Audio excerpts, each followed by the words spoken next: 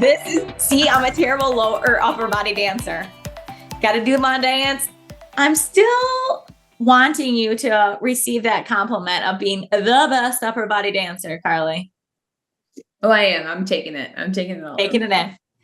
Welcome to Healthier, Happier Hour. Everyone needs to do an upper body dance for us, with us. I am Kiersten, one of your co-hosts. I'm Carli, apparently a professional upper body dancer. We are here to help you feel better, connect in your relationships, and enjoy your life while dancing. Yes. So I don't want you to just kind of breeze through that in your brain when you listen to that. Feel better. Like, what does feeling better that is worth the work of feeling better and healthy? To connect in your relationships, we know that when we are in connected relationships, it makes a world of difference on our physical health, on our mental health, everything, and our way of being. And enjoy your life, because come on. It's everything is better when we're enjoying the ride. Okay, so I have this crazy idea. We'll see if it works or not. You a crazy idea? No. I want to do rapid fire questions. And even for the cheers and tears. Okay. So I'm going to ask you rapid fire questions, Carli, and you're going to answer quickly and whatever comes to your heart and brain. And as you're listening, I want you to go ahead and listen to what you would answer to. Okay. So first, drum roll, please. Name a tears lately, rapid fire style. My son pooping his pants. Oh yeah. Poop. We said poop again. We're going to get Google Analytics for poop. It's not dog poop this time. No. All right. A cheers in one of your adult relationships. Oh, really fun date night the other night with my husband. At home date night. Oh, good. Yay. I love that. Sweet. Mm-hmm. Okay. All right. It's going to be kind of the same question, and then I'm going to give you an area. Okay. First of all, cheers to date night. Cheers to date night. Love date night. Mm-hmm. Oh my goodness. All right. So I want you to go ahead and say for you, and then we could go back through and think of on average people we've worked with answers, but I want it to be for you to begin with. And so I just want you to instinct gut reaction style. What's the best predictor of success when you show up well in and then I'm going to fill in the blank. I just want you to say what for you is the best predictor of success, meaning we've been talking a lot about showing up with intention and actually choosing and writing a description down and taking a snapshot of is this working? Is it happening? Changing one variable at a time to show up in the way we want to, things like that. But without thinking, I just want, what is the best predictor of success and showing up in the way you want to in your health? Go. What's the best predictor of success showing up well in your health for you? Planning. Okay. Boom. Good. Showing up well in your marriage. Communication. Showing up well in your me time, your self-care time. Also planning. Okay. Awesome. Okay, cool. What about showing up well or in the way you want to with your friendships? Don't say planning again. I'm not. Openness. Mm-hmm. Openness. Being open to the opportunities, being open to hard conversations or uncomfortable conversations, and open to fun. Even when you're really tired, it's easy to be oh, I'm so tired, I just want to go to bed. Love it. Available for it. Good. what about showing up well in moving your body? I said a couple weeks ago, that's a keystone habit. Like, so workouts, exercise, physical activity. What's the best predictor of your success for that? The best predictor of success. You don't want me to say planning again. Um, Having structure. Like, and what I mean by that is having, it doesn't have to be planned time, but like Okay. a structure to what I'm doing. So like I Oh, have to know what I'm going to do that day. So not just the time to do it, but like I have to know ahead of time, okay, I'm going to get up and walk for 30 minutes, or I'm going to get up and do weights for 20 minutes. If I just have the time set aside, but I don't have a plan yeah. of what I'm doing and a structure to it, Yeah. no rhyme or reason, then it's not going to happen and it's not going to be successful or fruitful. Oh, that's so interesting Yeah. because, like, personally, where I'm at, but that's probably because there's so much, like, for me on the weekends when I don't teach, I'm the exact opposite of that.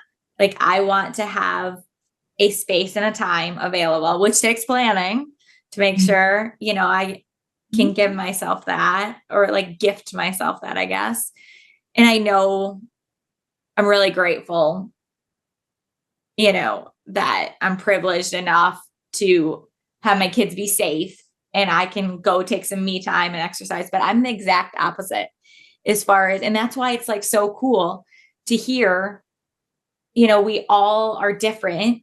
And yet that's why like coaching is so important and different seasons. We talk about that all the time, but like I need that time. But if I know exactly, the rebel in me is going to come out. Like if I have an exact plan of like, this is what I'm going to do Mhm. too much, then I'm like, no, that's not like, so on the weekends, especially, I need to give myself the opportunity. But then again, on Friday mornings, a lot of times to work out, I'm like, what's your focus this weekend?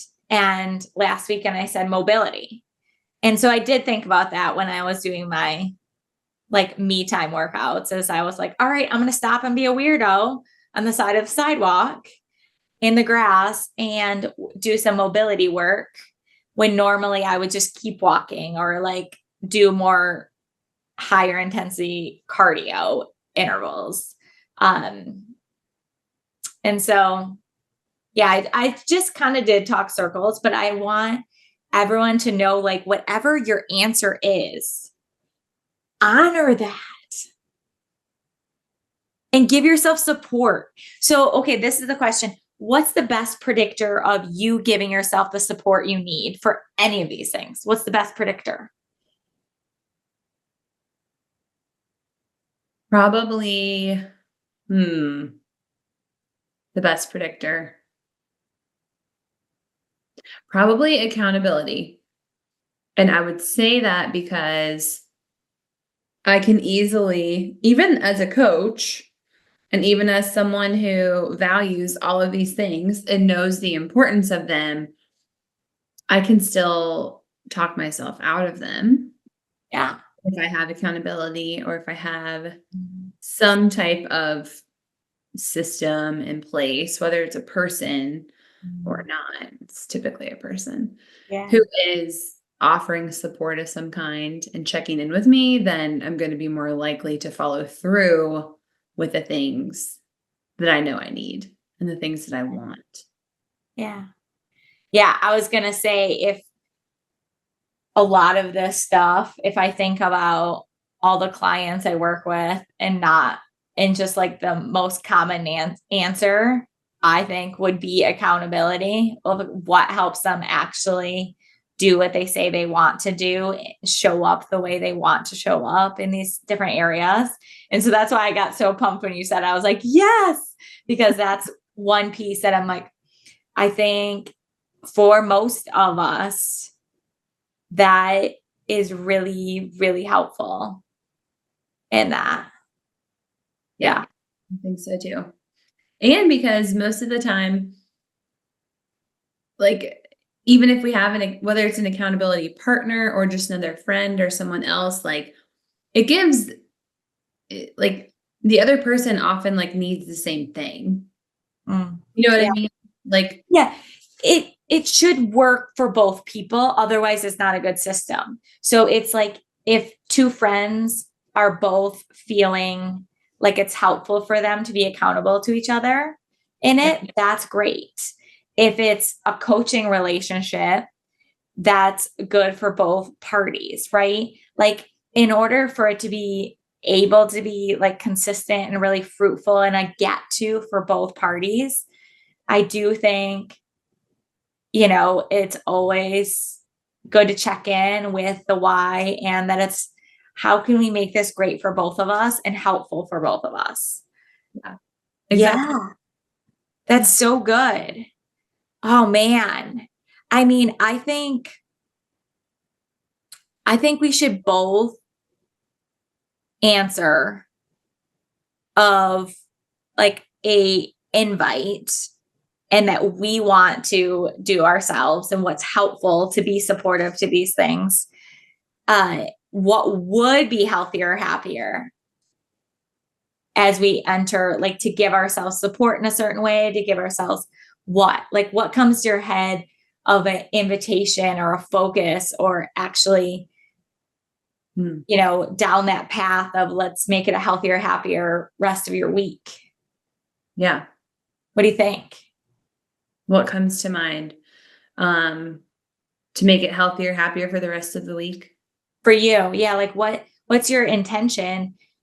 And I'll go with mine first just because I keep on like leading that way. And so what comes up for me is being generous with myself and others, being generous.